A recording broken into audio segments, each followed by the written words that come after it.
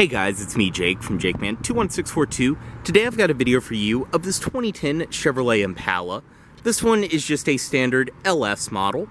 As you can see though, it's finished off in this pretty metallic blue exterior, which just looks great on the vehicle.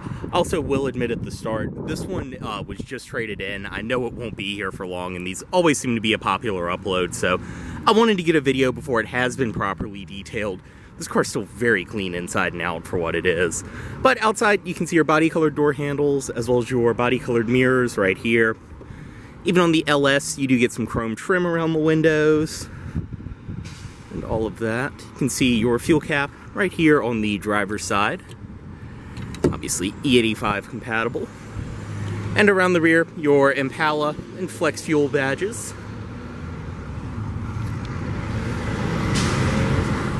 And coming up to this side, this one is riding on Firestone Firehawk tires. They are P225 50 R16s, so 16-inch steel wheels with your standard wheel covers. And everything follows through on this side. As well as up front, you can see your halogen headlights and some chrome accenting. We'll go ahead, get in this one. Does include your typical GM key fob. Lock, unlock, press and hold for panic, and then press right here, and it will pop the trunk. We'll go ahead, get inside of this one. And inside, as you can see, this one does have the black cloth interior, and this is where it really shows how much someone cared. I mean, this is how clean the car came into us. And to start, very typical GM, just insert the key fob, and all you have to do is just flick to start. Go ahead and close the door. And inside of this Impala, as you can see, this one does just have the standard steering wheel. Nice and insanely light power steering. On the wheel itself, your cruise control right there. Up top on the door, it's actually a soft padded material around here. You have some more padding on your vinyl, on your armrest. Driver's window is automatic. All of your power windows, power mirrors, and power locks up there. Your headlight controls over here, they are automatic. Your trunk release, and then your traction control on and off, and your gauge shimmer right there. Typical GM of this era, your wipers, turn signals, brights, everything is on one stalk. Then you do have your hazard controls. Also typical of these, the steering wheel kind of adjusts in its own weird way, and it is not telescoping, which is impressive for a 2010. But in the middle, you can see your gauges, tachometer, speedometer, as well as your engine temperature and fuel gauge. This one only has 114,000 miles on it. All of your controls right here for the cluster, you can bring up different things on the display. In the middle, you can see your wood grain up top, as well as around here. And the dashboard itself is all pretty typical GM of this era. It's a very rugged interior, especially in the LS. But you do have your audio system right here. This is just your standard GM head unit from this time, which actually, for what it is, really does pack a punch. All of your preset stations around here, CD player, and your auxiliary in, very easy to use. Below there, dual zone automatic climate control, your zone for the driver, zone for the passenger, just like that, where you want the air coming from, and then your fan speed, as well as recirc. Storage down here, as well as the shifter for your 4-speed auto, low gear, all of that. As you can see, typical GM, when you go into gear, doors will lock and unlock. 2 cup holders, and then a padded armrest in the middle, since this is one with the center console. Storage in there. Seats are actually pretty overstuffed and comfortable. They're very typical American car. They're just like a recliner, but nice high quality feeling cloth, and it's held up great, as you can see. Up top, you do have a manually dimming rearview mirror right there, with your lighting controls built into it.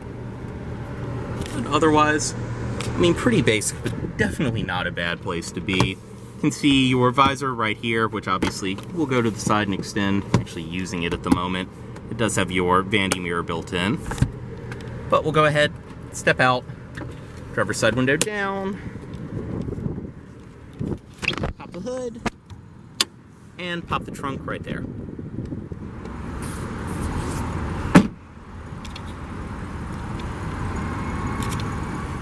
But stepping into the back seat, you can see everything follows through material quality wise on the door.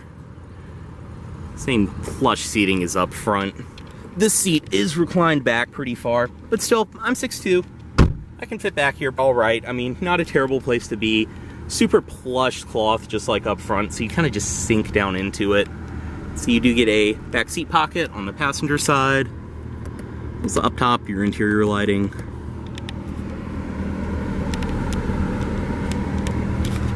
And typical of these, on the door you have your upside down window switch. Always love that design.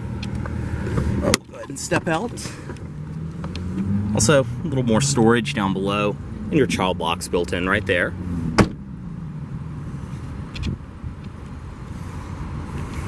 Inside of the trunk on this one, you can see this is the nice part about these Impalas, is you just get a massive trunk in this car. Up top too, you do have struts instead of hinges so they don't interfere with your cargo capacity. You can see this is actually all nice and lined up top as well. Underneath is your spare tire, of your tools and everything else.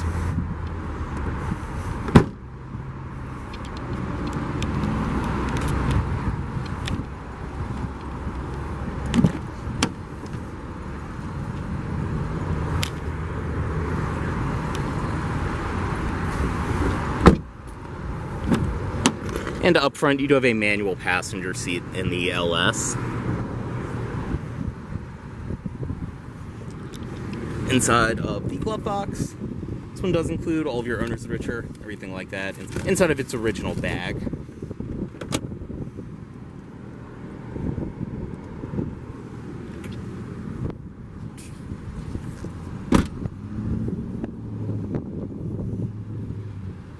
And up front, you can see the daytime running lights are on, and under the hood,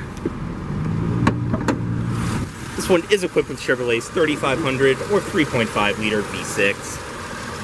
You can see everything under here. It's in great shape. This one was obviously very well maintained.